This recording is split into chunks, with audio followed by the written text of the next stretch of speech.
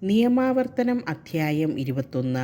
ഘാതകനെക്കുറിച്ച് അറിവില്ലാത്തപ്പോൾ നിന്റെ ദൈവമായ കർത്താവ് നിനക്ക് അവകാശമായി തരുന്ന ദേശത്ത് വധിക്കപ്പെട്ട ഒരുവൻ്റെ ശരീരം തുറസായ സ്ഥലത്ത് കാണപ്പെടുകയും ഘാതകൻ ആരെന്ന് അറിയാതിരിക്കുകയും ചെയ്താൽ നിന്റെ ശ്രേഷ്ഠന്മാരും ന്യായാധിപന്മാരും വന്ന് മൃതശരീരം കിടക്കുന്ന സ്ഥലത്തു നിന്ന് ചുറ്റുമുള്ള ഓരോ പട്ടണത്തിലേക്കുമുള്ള ദൂരം അളക്കണം.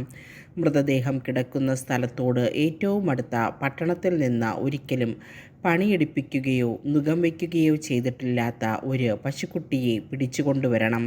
നീരൊഴുക്കുള്ള ഒരു അരുവിയുടെ തീരത്ത് ഒരിക്കലും ഉഴുകയോ വിതയ്ക്കുകയോ ചെയ്തിട്ടില്ലാത്ത ഒരു സ്ഥലത്ത് ആ പശുക്കുട്ടിയെ കൊണ്ടുവന്ന് അതിൻ്റെ കഴുത്തൊടിക്കണം. നിന്റെ ദൈവമായ കർത്താവ് തനിക്ക് ശുശ്രൂഷ ചെയ്യാനും തൻ്റെ നാമത്തിൽ ആശീർവദിക്കാനും തിരഞ്ഞെടുത്തിരിക്കുന്ന ലേവ്യപുരോഹിതന്മാർ അടുത്തുവന്ന് തർക്കങ്ങൾക്കും അക്രമങ്ങൾക്കും തീർപ്പ് കൽപ്പിക്കട്ടെ. മൃതദേഹം കിടക്കുന്ന സ്ഥലത്തോട് ഏറ്റവും അടുത്തുള്ള നഗരത്തിലെ എല്ലാ ശ്രേഷ്ഠന്മാരും താഴ്വരയിൽ വന്ന് കഴുത്തൊടിച്ച പശുക്കിടാവിൻ്റെ മേൽ കൈ കഴുകണം.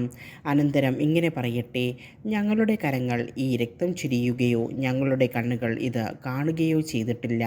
കർത്താവെ, അങ്ങ് വീണ്ടെടുത്ത അങ്ങയുടെ ജനമായ ഇസ്രായേലിനോട് ക്ഷമിച്ചാലും നിർദോഷൻ്റെ രക്തം ചിന്തിയെന്ന കുറ്റം അവരുടെ മേൽ ആരോപിക്കരുതേ.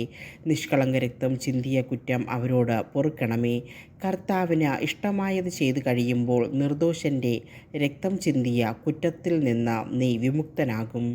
യുദ്ധത്തടവുകാർ ശത്രുക്കൾക്കെതിരായി യുദ്ധത്തിന് പോകുമ്പോൾ നിന്റെ ദൈവമായ കർത്താവ് അവരെ നിന്റെ കൈകളിൽ ഏൽപ്പിക്കുകയും നീ അവരെ അടിമകളാക്കുകയും ചെയ്യും. അപ്പോൾ അവരുടെ ഇടയിൽ സുന്ദരിയായ ഒരു സ്ത്രീയെ കാണുകയും അവളിൽ നിനക്ക് താൽപ്പര്യം ജനിക്കുകയും അവളെ ഭാര്യയായി സ്വീകരിക്കാൻ ആഗ്രഹിക്കുകയും ചെയ്താൽ അവളെ നിന്റെ വീട്ടിലേക്ക് കൊണ്ടുവരണം. അവൾ തല മുണ്ഡനം ചെയ്യുകയും നഖം വെട്ടുകയും ചെയ്തതിന് ശേഷം അടിമത്തത്തിൻ്റെ വസ്ത്രം മാറ്റി ഒരു മാസത്തേക്ക് നിന്റെ വീട്ടിലിരുന്ന് സ്വന്തം മാതാപിതാക്കളെ ഓർത്ത് വിലപിക്കട്ടെ. അതിനുശേഷം നിനക്ക് അവളെ പ്രാപിക്കാം. നിങ്ങൾ ഭാര്യാഭർത്താക്കന്മാരായിരിക്കും. പിന്നീട് നിനക്ക് അവളിൽ പ്രീതിയില്ലെങ്കിൽ അവളെ സ്വതന്ത്രയായി വിട്ടയയ്ക്കുക. നീ അവളെ അപകൃഷ്ടയാക്കിയതിനാൽ ഒരിക്കലും അവളെ വിൽക്കുകയോ അടിമയായി പരിഗണിക്കുകയോ അരുത്. ആദ്യജാതൻ്റെ അവകാശം.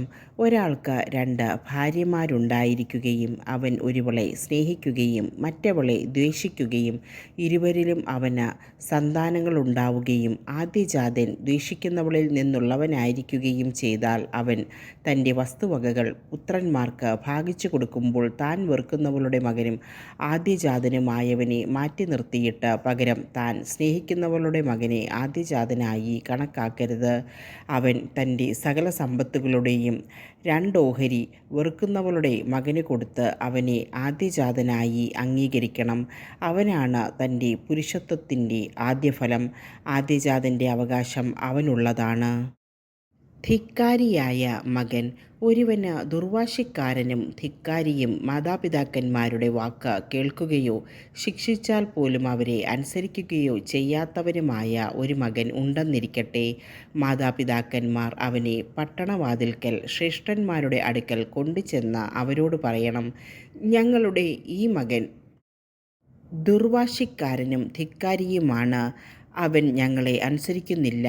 ഭോജനപ്രിയനും മദ്യപനുമാണ്. അപ്പോൾ പട്ടണവാസികൾ അവനെ കല്ലെറിഞ്ഞു കൊല്ലണം. അങ്ങനെ ആ തിന്മ നിങ്ങളുടെ ഇടയിൽ നിന്ന് നീക്കിക്കളയണം. ഇസ്രായേൽ മുഴുവൻ ഇത് കേട്ട് ഭയപ്പെടട്ടെ. ഒരുവൻ മരണശിക്ഷയ്ക്കർഹമായ കുറ്റം ചെയ്യുകയും മരണത്തിന് വിധിക്കപ്പെടുകയും ചെയ്താൽ അവനെ നീ മരത്തിൽ തൂക്കുക. ശവം രാത്രി മുഴുവൻ മരത്തിൽ തൂങ്ങിക്കിടക്കരുത്.